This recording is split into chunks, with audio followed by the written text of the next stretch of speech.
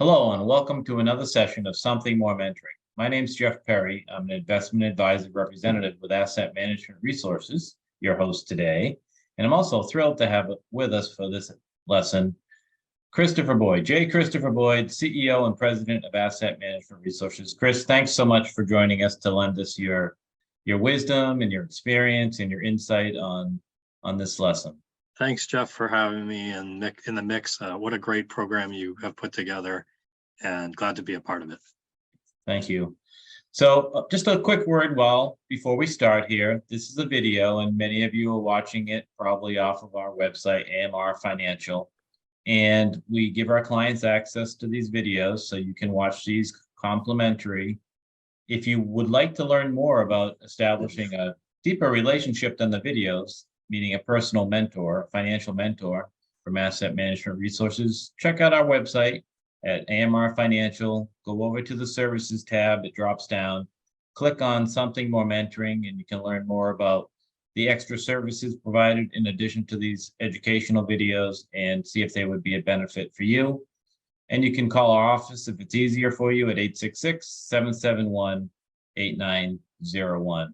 So we find ourselves here on module number 8 or month number 8, and we're going to take a pause and talk about career goals and income for this month. And don't turn off the TV, so to speak, if you're retired or if you have your dream job.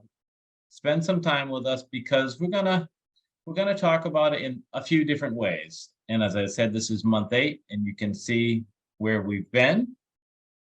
We've covered a lot of ground. This is kind of a transition month. I'm going to talk about your career goals and income.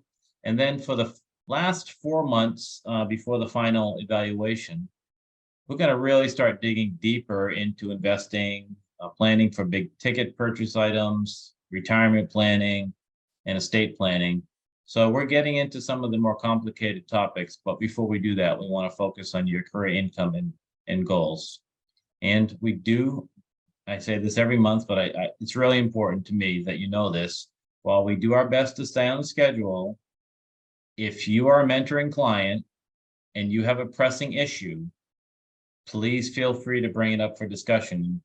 At the end of this lesson, I'll remind you of how to contact me, but if you're a client, you have our telephone number, my email address, my text number. If something's coming up, or even if it's something we already reviewed and you have a question, don't wait if it's important. I'm happy to make time for you to make sure you get the guidance that you would like. So most of the time we're talking in kind of generalities on these videos, and the same principles often apply to, whatever age you're at, right?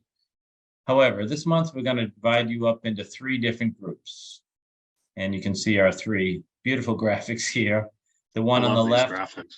Yeah, I tried to put some thought into it that they would speak for themselves, and we'll see how we did. So the person on the left is the first group 1, and that person's just starting out their career. They're ready to go. They're excited. They've got a long runway. They've got a lot of steps to climb before they reach that success flag. And so they'll be different thinking about income and career. And then we have the person in the middle. There's the finish line. He's not quite there yet, but he's getting close. And he or she needs to be thinking about different things than the person just starting out.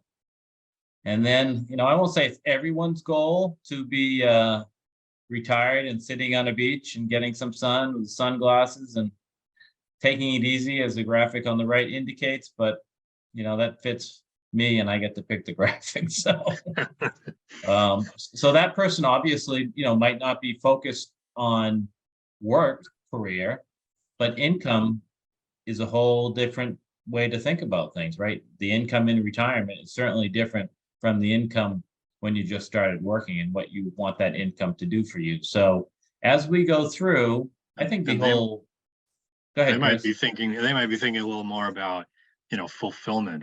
What's giving them their life at that point in time. They have opportunity to do things, spend time in ways they might choose they might be thinking more about fulfillment considerations in addition to their financial picture about, cash flow. I sure hope so. I sure hope that they're not just, sitting on the beach worried about their income, right? Right. And I think throughout the three of these three groups, we're going to touch on that word fulfillment, Chris, and not just talk about the money things, right? The other parts of life that you should be focused on, that we would encourage you to be focused on throughout your career and throughout your journey into your, hopefully You don't want to wait wonderful till you get to retirement. the finally to the end of life type time frame to say, oh, I should have, I wish I had. You want to be Right. intentional about That's right. what do you want to accomplish along the way. And it's not an uncommon issue for people when they get to retirement because they're so focused on goals of getting there and all the logistics of where they want to live and things that they might want to do. There's kind of like a honeymoon phase with retirement that after that's over, people struggle a little bit sometimes. So, that's Yes. part of what we want you to think about too. So let's go into those three groups. I'm going to start with group one, which, if you recall, is the person at the bottom of that staircase. This is when you're working, you're starting to build your career. You might have a focus now. You're starting to think about income, and all these things, as the graphic indicates, are just designed to get you to think about how can you find that sweet spot in the middle, the dream job that's you love it, it's not boring, the money's good, all of those things. We're all shooting for the middle of that diagram, right? And it's not just about income, and that's part of what we want you to think about today. It's not just about how much money that you will make. It's also about what kind of lifestyle you want. We all have friends or associates or neighbors who, work all day, commute long ways for big jobs. They're working on the weekends. They're super stressed. They sacrifice family time. They sacrifice their health, either their physical or their mental health. They might have a lot of status, right? They might be proud of their job. Their income might be good. But when you're pushing yourself at that level, there's other things that you're giving up. So what's a good job? Well, that changes over a lifetime, and it also changes as your circumstances change. One of the big things, Chris, that I think changes it is when you have children, right? When a lot of people Absolutely. have hard charges and then they have a child, and that can really, it obviously changes your life It in can a affect wonderful your way. priorities as well, right? Do you have the time to be the coach or whatever it might be, or to attend those games that you want to go to or not? And, there can be some decisions in prioritization about um, the freedoms that one might have and the cash flows, the trade-offs with those Right. potentially. The famous work-life balance, right? And that's something Right.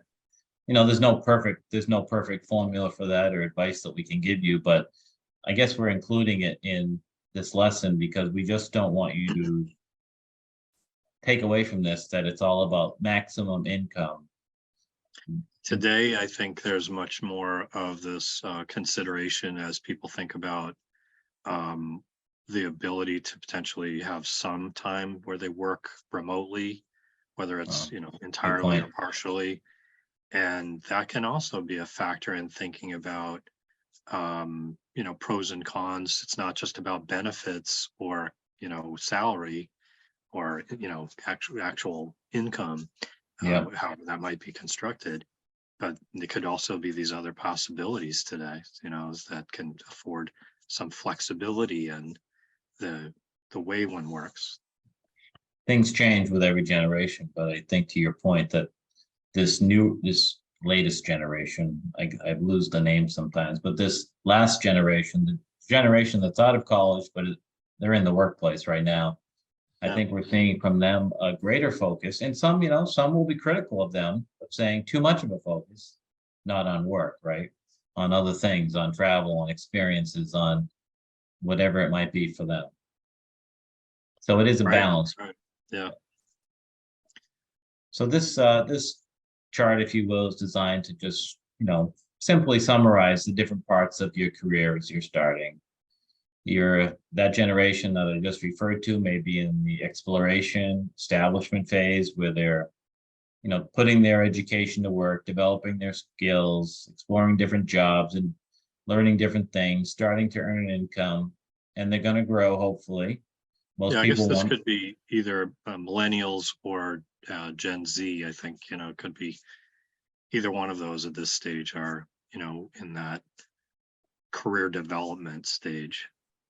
yeah, they're they're moving forward. They're, as it says, leveraging their knowledge and their skills, and hopefully along that, they may be changing jobs too, right? But there's a lot of that. There has been a lot of that. We'll see if it continues, but a lot Right. of Right. Over the changing last couple of jobs years. for either a new experience, moving to a new area, or to increase their earnings.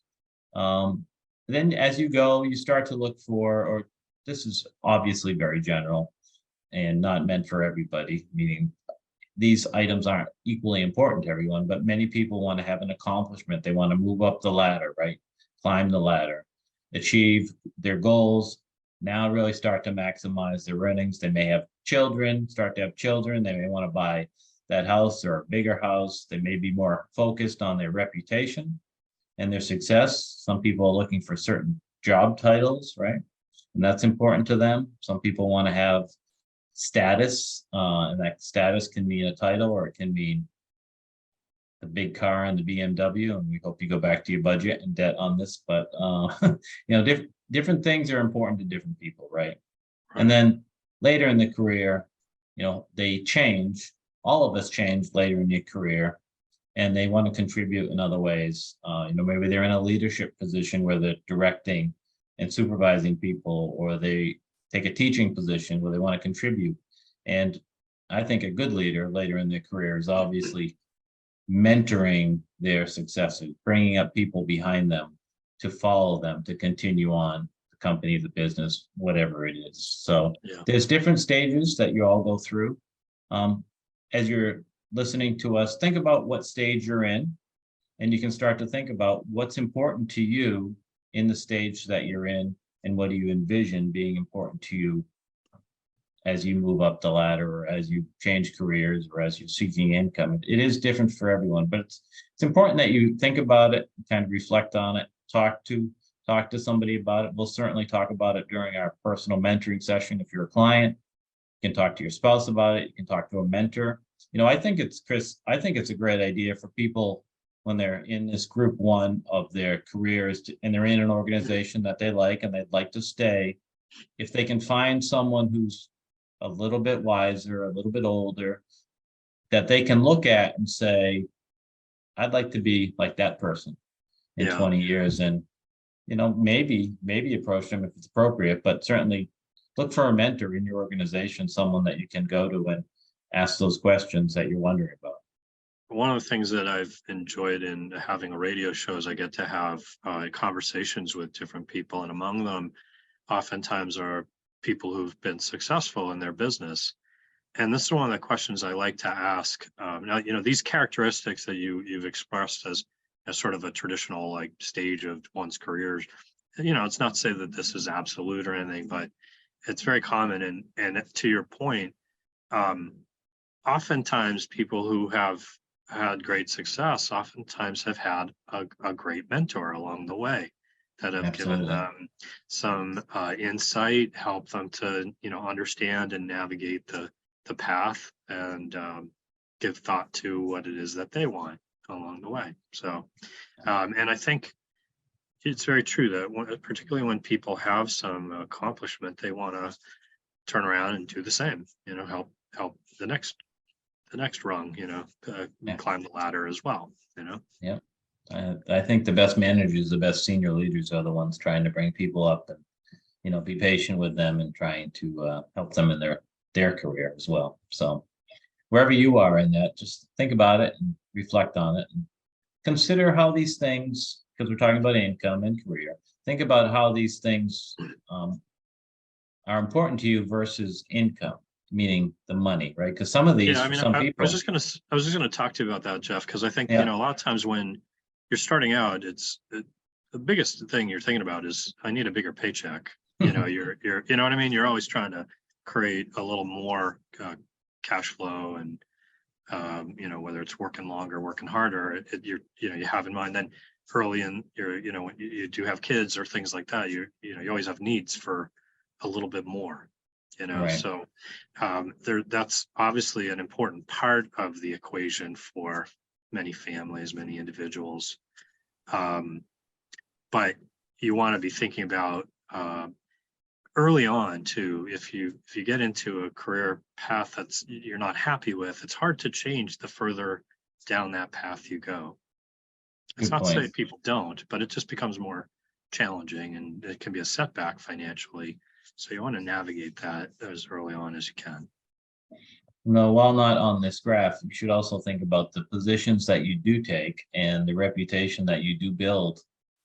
It's not just about closing that sale and making that money, for example, because if you're hurting your reputation or you're working for a company that's not well respected, or you're in a position that's, maybe not completely ethical, that's going to inhibit your ability to move up and move on to other things that may be ultimately more important to you. So I have to say, I've had that experience where I worked for a company in a sales role that I didn't particularly feel was, always looking out for the consumers, their right, best interest. And it ultimately led to my wanting to leave that company because, it's hard to sell. Sales is a transfer of enthusiasm. I was selling insurance products at the time. It's hard to sell stuff for a company you don't have conviction is doing the right thing for people. right. So in any case, we're not in a sales role now, but that's exactly on point with what you're saying. Ultimately it affects your reputation as well, and I'd also suggest that, ultimately your comfort with what you're doing. yeah, I was going to say your happiness, because Yeah, it's a big difference if you can go home and be, proud of what you've done internally, not just like, not right. And prideful, the but and, just and the organization. That was one of the right. things. One of the local business owners that I'd had on our show many times. He was very involved in chamber and Mm, nonprofits and all kinds of things. And part of the reason was he said, well, our employees are proud to have that engagement. It helps to attract and retain our employees because they want to be a part of an organization that absolutely. is thinking beyond, the immediacy of just, certain mechanics of a business. Right. Excellent. Good. I'm glad we went off on that tangent. It's really important to think about, especially when you're in at every level, but especially when you're in group one here, the younger group, because they may not be aware of that dynamic. And, you just may be saying, all right, I got 3 job offers, which one pays the highest? You can take the highest, but make sure it's not in conflict with your other goals and Yeah. your ethics and your integrity. Sometimes that one that's not the highest paying one can be the right one because there may be more opportunity. There could be more balance. There could be a variety of considerations. That's a great point. Exactly. So, Chris, that I read a lot, and one of my favorite authors and commentators is Arthur Brooks, and he's a professor. He's been a lot of things. He's been the head of a big Washington, D.C. think tank. He writes for The Atlantic. He's all over the TV. And he also teaches a class at Harvard Business School, and the name of the class is Happiness. So, even Harvard understands that this happiness part of being, people who are studying for a Harvard MBA, you wouldn't think that they'd dedicate a semester-long class to happiness, but it really is that important, not just for your own kind of happiness, but for your overall success. And That's if awesome. I love that. if you have not heard of Arthur Brooks, he's got a lot of stuff on different podcasts or on YouTube. He's written, I don't know, a dozen books or so, and he talks about the 4 pillars of happiness to him, and he's not trying to encourage us to in a certain way. Like, he'll say faith. He's a Roman Catholic, but he's fine if you're a Buddhist. If you whatever your religion is, he is just wanting you to have some higher belief in a higher power. So faith, family, community, and community is broadly defined if you listen to him. And as we've talked about, Chris, just off of the last conversation, and meaningful work. Yeah. And he's not encouraging you to, in any of those categories, it's very individual. He's not encouraging you in any which way. He instructs people and talks about how we can find that individually. But they are all necessary to be a complete person and to find happiness. It's difficult to find happiness if you have one of those things lacking. It does seem that happiness, by and large, is tied to connections, right? Whether it's family, community, whatever it might be, but it does seem like that's an important part of it, that you have some sense of connection to other people, and that you have a sense of doing something constructive and impactful, or whatever it might be. Meaningful, he calls it. Meaningful, yeah. So I'll just challenge the folks who haven't listened to them. We all listen to podcasts, and we should listen to our radio podcast as well, Chris. Something more with Chris Boyd radio podcast. But after you're done with that one, if you're out, maybe skip the next NFL podcast, or the next cooking podcast, or the next celebrity podcast, and look up Arthur Brooks and listen to a few of his episodes on happiness. They're very addictive because they connect with you on an individual basis, and I think you'll get something out of it. But I think you get the gist of, we're saying that it's not just income. To have a full life of happiness, you need faith in something, family, however you define it, community, however you define it, and doing something that is meaningful in your work. And that also, we're in group one here. I didn't put group one on this slide, although it's in the group one section, but all of these things apply to whatever age you're at. You want to have all these connections, and meaningful work might mean something different to something who's in retirement, but they're all important throughout our entire lives. All right. So, well, I'm registering right now for the podcast. Excellent. Thank you, Chris. So, just thinking about group one, some questions that I'd like you to think about, reflect on, and take some time with, right? So, why did you decide to pursue the career or the industry that you're in, or your current employer? Sometimes we seek out an employer, and sometimes we end up at one, right? So think about that. How secure is your position, and how secure is your employer? Are there aspects of your career that you enjoy the most? What are they? And ones you wish you could change? And now we're going to talk about money for a second. Does your current income and benefits allow you to live the lifestyle you desire and to save for your future goals? And then challenge yourself a little bit and ask yourself, is there another position, company, career that you believe that would make you happier? You're in the beginning, group one, we're in the beginning stages of work. We're establishing ourselves.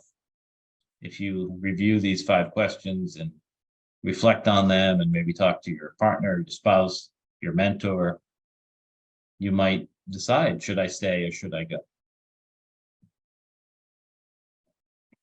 So we'll shift over to group 2. That's in our image at the start of the lesson, is the person who is still working.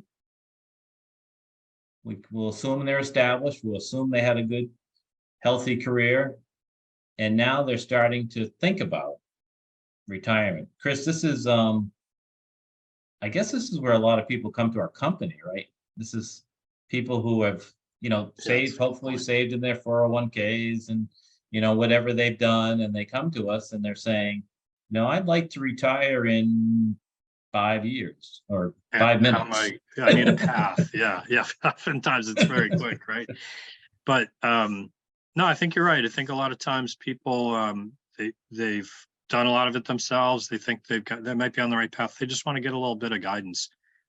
Is there something I should be doing differently? What am I missing? That kind of thing. And many times a second opinion can bring out things that just maybe look at it differently, a different way of looking at things, and can point out opportunities or considerations.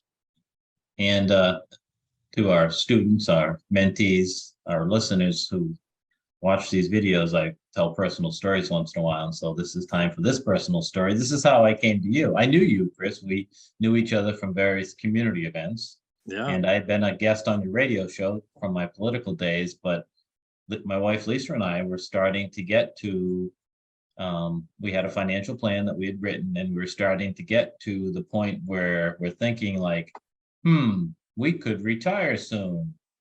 And we had done it ourselves.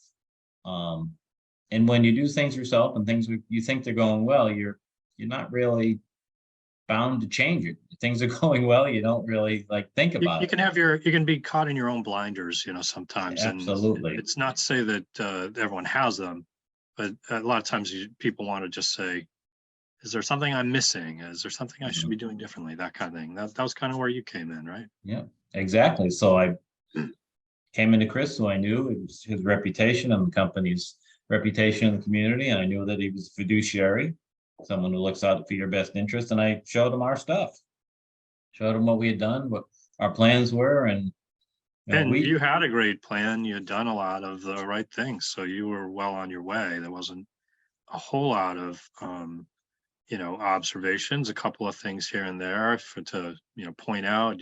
Have you thought about this? Were you aware of that? right. Many of which you were. And, I think just sometimes it can, what I find sometimes with clients is we get caught up in our own set of beliefs, and Mhm. they can be limiting beliefs sometimes, you know what I mean? Where um, we just have a certain expectation or perspective or priority. And in doing that, that can lead us to certain outcomes. And someone with a different perspective will just ask a question about, that might challenge your thinking, and it can be helpful sometimes. Well, the old saying, you don't know what you don't know also. I mean, we Right. can, in our professions or in our personal life and in our finances, we can all be little experts in what we're doing, but there's things changing practically every day in every industry. So it's good to turn to a professional. You don't diagnose your own illnesses, right? You take good care of yourself, but if something's wrong, or you still go for a checkup once a year too, even if you're feeling good. So, Right. um, so if you're in that stage of your life that you're starting to think about your retirement, I want a few things to kind of start with. Um, I hope that you have a budget, but start with reviewing your current spending. Get a handle on how much does it cost you to live in the way that you are living or the way that you want to live, and then build a budget, a cash If I flow. may, Jeff, I think this Please. is one of those things that most people shouldn't feel bad about this, but most people don't really know what they spend. And that's very common. It's not the worst thing ever. It's just we kind of have money coming in, money going out. We don't really dig into oh, how much is it? We just know that there's enough or there's not enough, whichever it might be, and go from there. So, this is, I think, a really important ingredient to trying to think about what the future holds and the projections of what happens in the future. Mhm. Um, you're probably someone who's, particularly very good and adept at really getting granular in, how much and what, categories of spending. And even better, right? But even if you don't get to that point, just getting an aggregate of what did we spend last year, it can really be empowering because sometimes you go, really? Or if there's more than you think, that might be, Well, it's or it always gives you more. the It's always opportunity. it's always more, Chris. For most people, yeah. And it gives you the opportunity to really just be intentional a little bit more, to pay attention. But even if it's not like, kind of breaking it down categorically, but just looking at it in aggregate can really be enlightening, and just get a sense of what was the outflows of the year. Right. And then you can go from there. If people are wanting some help on budgeting and you're not a mentoring client, you can go back to one of our earlier videos that we did a whole hour on budgeting. So you can really get into some of the specifics that we're talking about. And if you are a mentoring client, you've already done it. And if you're struggling with it, give me a call and we'll go back and do the lesson over again. But basically, as Chris was saying, we want to know, and you want to know how much you're spending, and build a new budget or a new cash flow statement for what you think it will be in retirement. And that can go either way. There's a lot of common things that if you just read stuff online, it will say you should expect to spend 70 or 80% of your pre-retirement money. And that could be the average out there. But if you're planning on retiring and traveling the world and buying a boat and all these things that you might go through your head All that things. legitimately, Yep. you could very easily be spending more in retirement. So don't just go for the guidelines that you might see on some website. Yeah, Do you, I often encourage people to think, even if it's possible you have some expenses go down with, commuting or, some of the things that might be related to work, right, costs. Um, there's some truth in that, though there will be some things that will go down. But I find that people get into a lifestyle and they might say, well, we're going to reduce expenses. And so you tend to get into a lifestyle by the time you get to retirement that you mhm, don't particularly want to change if you can avoid it. So, I generally encourage people to think in terms of spending at least the same amount that they spend because, and adjusted for inflation with, programs and so forth. Because of all the things you were just saying, people tend to want to travel a little bit, or, they may have expenses that they, didn't have before. that's right. That's right. So for us, for Lisa and I, so we've been retired now for 2 years, a little bit more than 2 years. And we actually spend, I'd say, 5% more than we did when we were working. And it's different things. It went from category this to category that. Yeah. Yeah. Things So change, but they change, and we are choosing to do things that we want to do. You mentioned travel. That's one of them that we spend more on because we have, more flexibility in our schedules. So just do your own and build your own. And know if you choose to buy a boat, you're gonna bust your budget because boats are expensive. or it's for someone else, it's golf. For somebody else, it's, Yeah, something it's else, golf. That's right. I Right. I But was working with there's all these somebody. different, yeah. I was Sorry. working with talking to a neighbor 2 days ago. He was asking me what I did and all that. And I this subject came up generally, and he says, "You won't believe what I spend at golf." I mean, he's golfing 3 or 4 days a week with his wife, which is great, but it adds up. So make sure you have And the. that may be the choice and priority, and It is it's that's not a judgment. It's just you want to be not at all. planning for what it is that is your possibilities, your Your dynamics that boat. needs to What's consider. your boat? What's your Yeah, boat? yeah, right. And I think, you've listed here things about income as well. Mhm. And, I think oftentimes people assume that, they retire and immediately turn on these sources of income like a pension or a social security. And those are distinct decisions. The Right. source of the cash flow doesn't necessarily have to coincide exactly with, the availability of the pension or social security or whatever And it there's might be. there's good reasons to delay. And so in a future episode in the next couple of months, we'll be doing a whole lesson just on retirement planning, and we'll get into the nuts and bolts of each one. But for now, just as you're thinking about retirement, just start to outline what your sources of income are going to be. They could be any of these five, or they could be something else. This graph Th- here. Go ahead, This is Chris. again, Sorry. I was just going to say, this is again a place where people get kind of trapped in their own thinking, oftentimes, in a second set of eyes, a mentor, someone to challenge your perspective or inform you about other possibilities can really add value to giving and can have material consequence on your financial projections over time.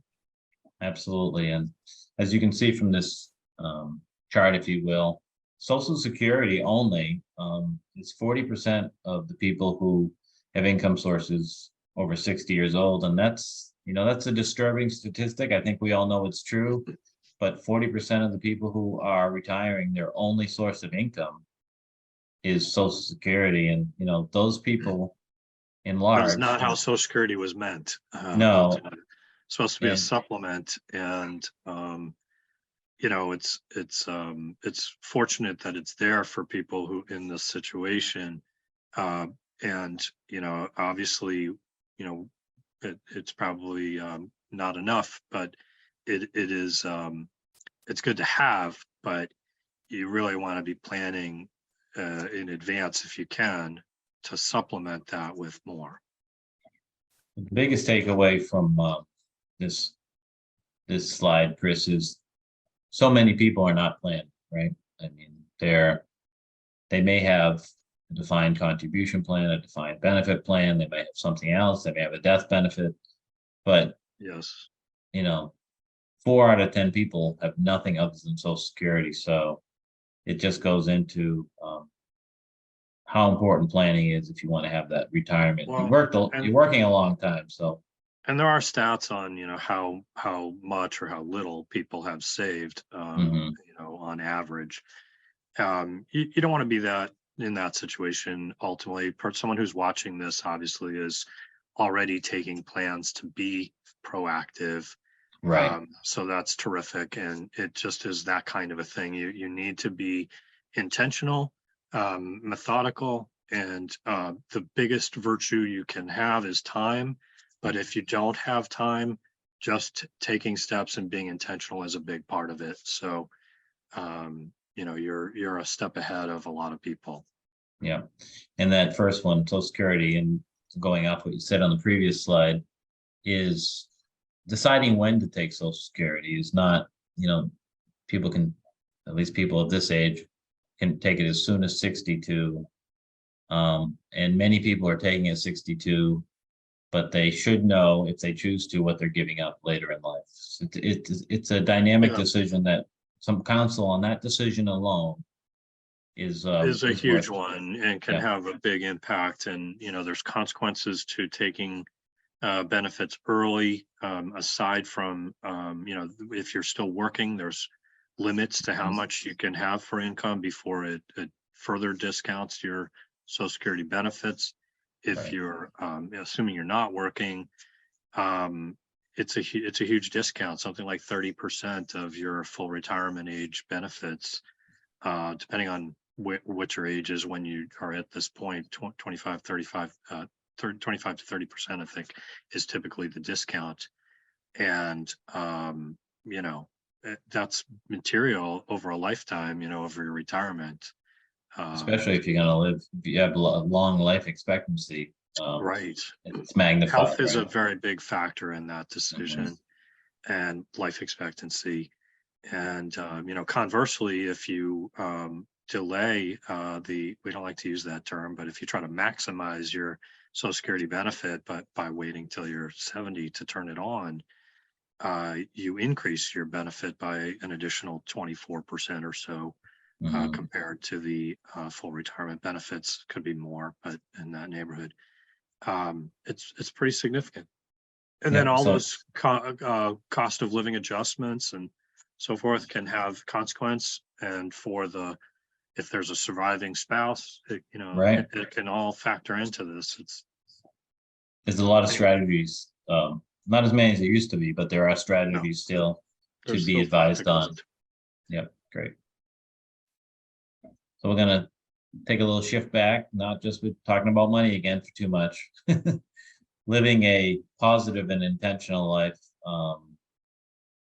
That's quote there by Stephen Covey is one that we all need to remind. Sometimes our schedule, right, drives us, or should we drive our schedule with our priorities? And I think we're all guilty of letting our priorities take over our life. And so for people who are nearing the end of their work life, I hope that they've had a great life, positive life, but it's always good to stop and think about, what a positive and intentional life means, whatever age you're at, about taking actions and making decisions that are personally important to you and who you are, and not just the ones that you think you're supposed to take, or for a job, or for whatever, for somebody else, right? I know this is an Yeah, important thing that you try to instill in your staff and all of us, and I know it's important to you when you you're know, I doing your think financial Stephen planning. Covey is such a great, resource, and so much to learn from this. And I find it, to this day, I find it a challenge to, be intentional with your time, right? Mhm. And that whole tension between what's important and what's urgent. And that grid, he shows on that as well. It's the same concept of just making sure you're prioritizing, what's important. Well, I'll say this to you, because you're here and we're in this something more mentoring, but you made a decision, to spend time and resources on developing this educational program, which, doesn't per se generate us significant profits, but it's something that it's important to me, that, but I know it's important to you because you're giving me the time to do this, to put this out there to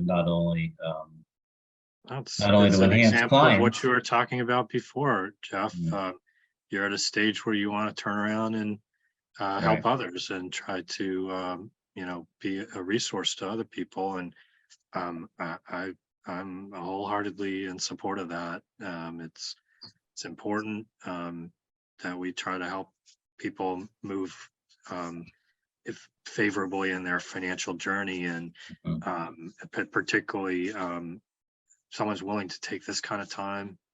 We want to give them the resources to do it. excellent. So if you're in group two, you're still working and thinking about your upcoming retirement, some questions for you to prepare for your personal mentoring session. And if you're not a mentoring client and you want to be, you can contact us or amrfinancial.com. Best way to check out more about the program under services and something more mentoring. And if you are a mentoring client, be prepared to talk about these during our next session. And I'm going to ask you, when would you like to retire? And if you don't know, that's an answer, but start to think about it and envision of it, have a vision of it, and then Just start. along those lines, Jeff, people are envisioning retirement differently than they used to. Um, Fair, very fair. Yeah, Oftentimes, it's not necessarily just a destination of a given year or a given time where everything stops. There's oftentimes more of a graduated path hmm, where people give up some of their responsibilities, maybe still have some income, but it can be imagined in various ways. I guess is all I'm saying. absolutely. And once again, I think my wife and I are kind of examples of that. Like, we feel like we're retired, but we're still working and doing something that we have chosen to do, not something we have to do, right? Right, right. Uh, Ask yourself, talk to your spouse. These are great questions to, share with your spouse or your partner, your family members. Do you plan to move? You know, Good to know if one wants to move and one doesn't. Well, Um, or if you want a second home, seasonal correct, home or something like that, well, that creates a certain amount of need for resources in the process. And right. or are we better to rent versus buy? What would be you got to think these things out a little bit. Talk them out, think them out, and what's that? The significant life changes. We talked about playing golf every day or vacations or buying a boat. They don't have to be those material things. It's could be activities that don't cost money, but are you thinking about doing something significantly different, is important. And do you have the budget? Do you have a budget for your retirement spending? If not, let's put one together and then, make that list of your income sources. And if you're working with a financial advisor, you can take the time and do some projections, which we'll get to later, in our retirement planning. But your financial advisor can take you through a process where if you have savings, like in a 401k or an IRA, you can start to project out and do some modeling about how much income you might be able to take from your investments, from your savings, to make your income sustainable during your retirement. Jeff, you referred to this earlier, but I think at this stage, it's also really important to start envisioning Hmm. um, how will you spend your time? What will be your community? Where will you have contact with other people? We go from a work life where we have engagement in various ways and identity in certain ways. Hmm. You want to ramp up some of that and give a little opportunity to be thinking about, oh, am I going to volunteer? What's that going to be like? Or even test out, do I like this? Is this something I want to do? And one of the things that's challenging sometimes to people is if they retire and they haven't had this opportunity to kind of test the waters or imagine what they might be doing, it's a real challenge to their identity. And sometimes they may be kind of not, have be rudderless at times as to how to spend their time. It's an Uh, excellent point. and it's really important to kind of, when you do hit this stage of life, that you have a game plan that works for you. Excellent point. Because even if you're going to say your plan is to travel a lot, and even if you traveled 1 month, 1 week every month, 12 weeks a year, there's still a lot of time. Otherwise, Yeah, it's going to right. be occupied. In between, right? Right, right. So now on to group three. You're retired. You've gone through your career and you plan for your retirement. This graph is it's very telling. Ages 44 to 75, what do you fear the most? And it's not death. And that's It's surprising. Yeah. It's running out of money, and that's Thought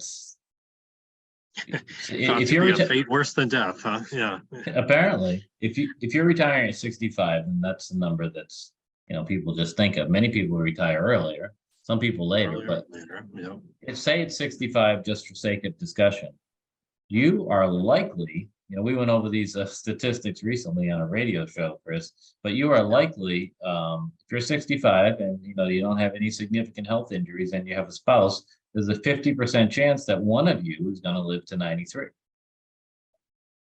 So That's pretty you've got a amazing. long way to go, and you can feel like you have adequate cash flow at 65, maybe even some extra. You're feeling really good, but there's still that underlying fear, especially people who have a great longevity in their family and they're healthy. Will I be able to live the lifestyle that I want comfortably and do the things that I want without running out of money before I pass away? So Yeah, when you it's think about those kind of possibilities, that potential for longevity, it points out you really have to be planning for a long runway in retirement. And um, you know, inflation is topic of late. You got to make sure that you've planned for possible inflation costs for keeping up, and that your resources are going to right, last sufficient right. length of time. And that's not an easy thing necessarily to do, but it does factor in, and that's not done without planning. One of the parts of the planning that we did um, independently, my wife and I, is what I mean. And I know you do this, and we're going to talk about it. AMR uses a model called the Monte Carlo. Now, when we did this, we didn't even know that word existed. So I'll let you talk about that later. But what we did is we took our expectation of spending, factored in inflation, and made a 35-year schedule.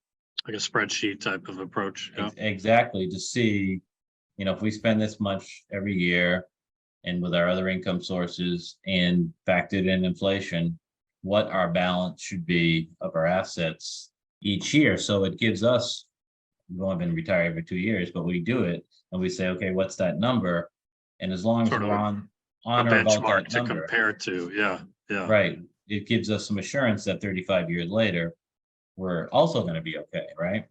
Yeah. So The challenge oftentimes when people do that, there are things they don't take into consideration, or but inflation is an example of that. Oftentimes people don't maybe necessarily account for that part of the plan. Or in the case of the Monte Carlo simulation, we all know that when we're invested, there's some years that are better than others and some that are not good, and right, that can affect the way the projections work. So all that a Monte Carlo simulation does is kind of puts together 1,000 variations of different possibilities with the way you're invested and the degree of volatility that one might expect with that. What would be the possible range of outcomes, and gives you a little more a more varied kind of sense of the range of possibility, as opposed to we know, as much as we'd like it to be a straight line that we get for rate of return, even if the rate of return is the same, the sequence of returns can have consequence, and we want to think about that. I referenced my story with coming to AMR and having our plan checked out. And one of the most enlightening parts of that, as a client, if you will, and now working with other people for the last few years, one of the most enlightening parts of that process is preparing that Monte Carlo simulation, but doing the what ifs of That come along life. with that. So Yeah, when Lisa and I did that spreadsheet, we did not calculate, we planned on buying a car every so many years, kind of the things we thought about, but we did not anticipate, well, what if one of us has a serious medical issue and requires long-term care, right? And when you throw that into stuff to throw it into a spreadsheet, but when you throw it into a professional software that a good financial planner will use, it's much clearer, and it gives you even greater confidence in your plan.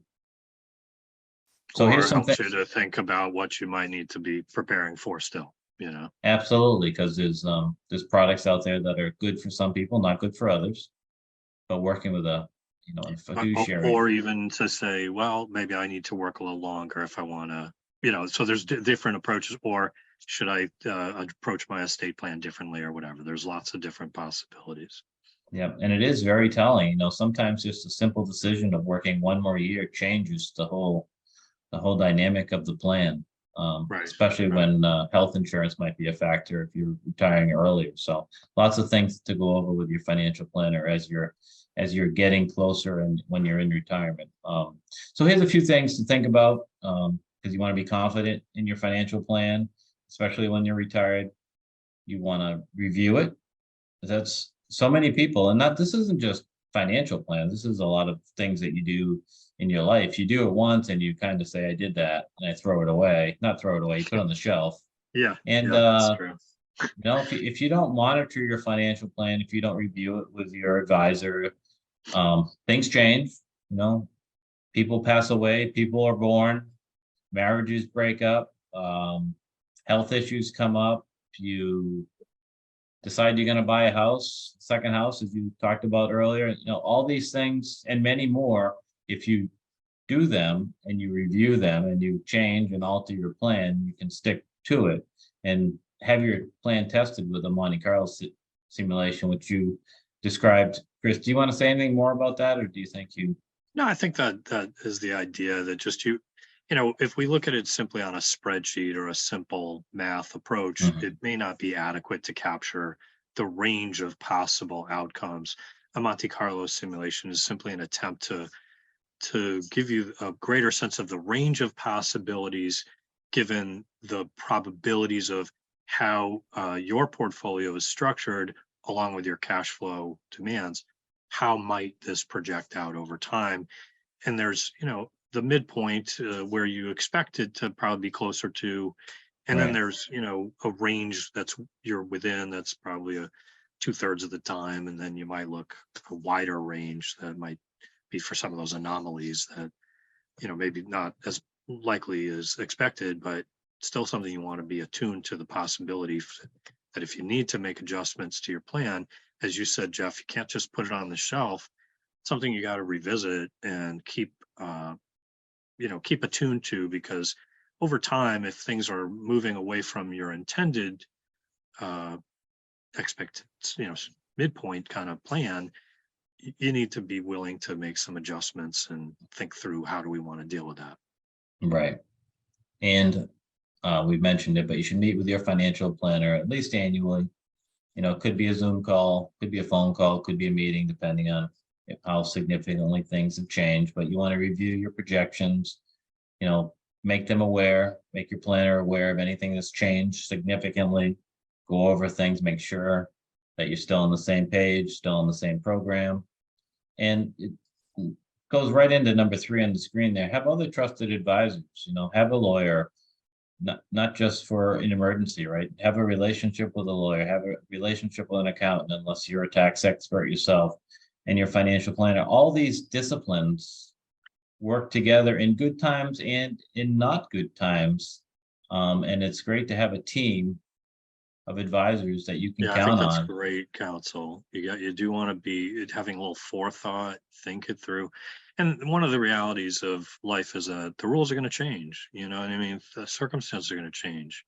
And markets and environments are going to change. So you need to have this, combination of possibilities, whether it's things about your health, things about taxation, things about your plans, your changing dynamics. It's not static. It's going to be something you want to adjust. And having a team of people that, are willing to coordinate some different aspects of your planning is important. It can be very helpful. And while, most people don't talk about number four, I just wanted to put it in there. It could be my law enforcement background, or I don't know. But don't make the big mistakes. There's so many scams, there's fraud out there, there's, dishonest actors, which we kind of think about. I'm going to protect myself against them. But also don't make purposeful mistakes. Sometimes we see people get off course in their plan when they are too generous, purposely too generous. They get excess gifting, or bailing out a child or a grandchild out of a difficult situation. Those are things, I want you to be generous. I want you to be able to take care of your family. But if you end up jeopardizing your future, and your future ability to take care for yourself, it's not a good decision. Yeah, this is such a tough one because we see it very often. And as far as the scams and those kind of things, the bad actors, these are professionals who are very adept at duping people at all stages of life, but particularly people who in later in life become a greater target and often more susceptible. So it is something that to the extent that you can protect yourself, you want to, but there's challenges for anybody. But when it comes to the issue of unforced errors, so to speak, when it comes to your own decisions, we see it very often that families, want to help their kids, their family members, and oftentimes at the expense of their own financial security. So there's some things you can control, there's some things you can't, and it's not an easy dynamic, but you do have to make sure that you don't put your own financial security at risk in the way you deal with these kinds of considerations. So it's Yeah. a challenge. And bullet number 3 and 4 also go together. If you're not sure, if you have a question, if you're thinking about making one of these gifts, or if someone has contacted you and it doesn't seem right, if you have this team in place of a lawyer, accountant, financial planner, you can pause any of these decisions or any of these actions and just seek counsel. Seek counsel from your team and go over either the opportunity or the Jeff, you've seen this before, though. A lot I of times, have. what happens is people they want to do what they want to do. Sometimes even when it's not well advised, and Right. so the challenge is to be open to that advice as well. Yeah. Very good. So if you're in this final stage, you're in retirement, just a few minutes on your legacy. Um, as it says, the things that you do for yourself are gone when you were gone, but the things that you do for others remain as your legacy. So Yeah, it's important to think about what legacy, what lessons, what things, and certainly gifts is one of them. Do you want to leave behind to the next generation, or do you have some charitable intent, right? it's a great subject. I think one of the fun parts when you're at this stage of planning, that you can take the time to think about all of us, we don't know when, but our time is finite. And are there things you can do to have legacy that lasts beyond your time, to extend the benefit of your resources? Most people, they want to do that with their family. They want to help their kids and grandkids in one form or another. But oftentimes people think in terms of whether it's charitable intent of one form or another. It could be an alma mater, it could be the hospital, a nonprofit that's your favorite or whatever. When you have these kinds of considerations, there can be some great opportunities in your planning over your lifetime as well when it comes to your income, your cash flows, particularly if you have highly appreciated assets. When we talk about distribution requirements, Mhm. we can be intentional about tax planning. There's all kinds of possibilities, both while one is alive in retirement and potentially uh, after you're gone, that we can be giving thought to. And I think it's an opportunity to imagine possibilities. What would we like to do? What's important to us? How do we extend our values? I think a lot of times it's an opportunity for families to share their values with the next generation when they prioritize an element of um, that civic rent, as we've heard people refer to it Right. as in our community, that that giving back to the community in one form or another can have a long lasting impact beyond oneself. Well said. So it's part of this phase of life, and um, you should spend time thinking about your legacy, whatever it is. There's no like super right or wrong answer. Doing something intentionally and purposefully that is important to you and your spouse and whatever you want it to be. It's advised to do. So just a few questions here for group 3 for your personal mentoring session.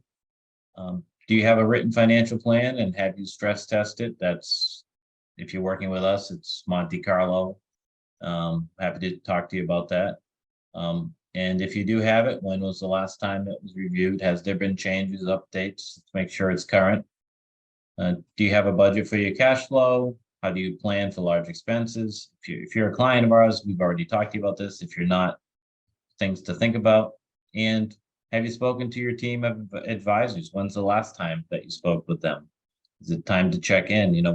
We look at things normally in the context primarily of financial planning, but if you have an estate plan that you wrote 5 years ago, it's worth digging out of the drawer, looking at it, maybe talking to your Yeah, estate planning attorney, right? believe it That's or not, the rules change, and some of the details can be affected in that window of time.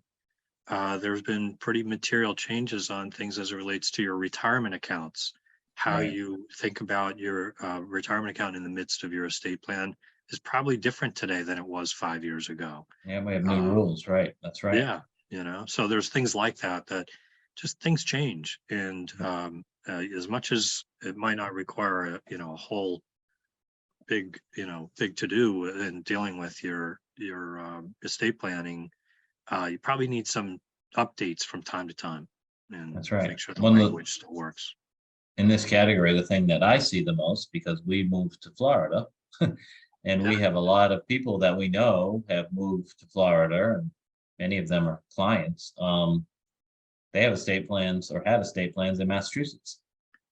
Well, what's And interesting is when people are in Massachusetts, it's easier sometimes for that Massachusetts lawyer to know the rules in Florida because they don't have an estate tax on the state right, level. But if they're a Florida resident but still have a residence in Massachusetts, it can get it's a complicated. little Yeah, more difficult because they're not necessarily thinking about some of the right. same rules. So in any case, being intentional about these issues, vetting the right firm for your situation That's can right. be important. Absolutely, especially if you have that connection to more than one state. But there's changes that we had to make in our estate plan because we live in Florida. There's certain state laws here that are trust, in our example, that was not in compliance. So it's worth it. And even if you haven't moved, other things have changed, as Chris indicated in retirement planning.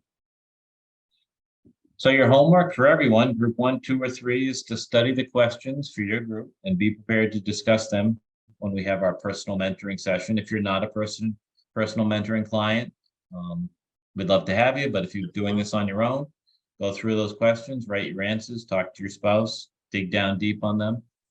And remember, you can always go back and watch any of these videos. We talked about budgets a lot at each stage of your life. And if you haven't done your own budget and you'd like some help, we have a budgeting module, budgeting lesson that you can go back. And of course, if you are a mentoring session client, we'll discuss all your questions and concerns related to your own personal situation when we meet next. Before we go, we have our own lawyers, and here's their disclosure. I just want to thank everybody for tuning in. I hope this information was helpful to you. If you're a personal mentoring client, we'll be talking soon and going over your specific questions, concerns, and plan. Chris, any final words before we go? No, thanks for including me, Jeff. I mean, I think the challenge of this, of course, is that there's always more to think about. And this is a great step in getting incrementally improved along the way. But, you know, income is an important part of your planning, and whether it's in your career stage or in your retirement stage, you want to be making sure that you have really a deliberate path of how you're going to meet those needs for your cash flow. And this is a good step in helping you do that. Great. And here is as promised, here's my contact information. And until next time, please keep living that intentional and purposeful life. Thanks for tuning in.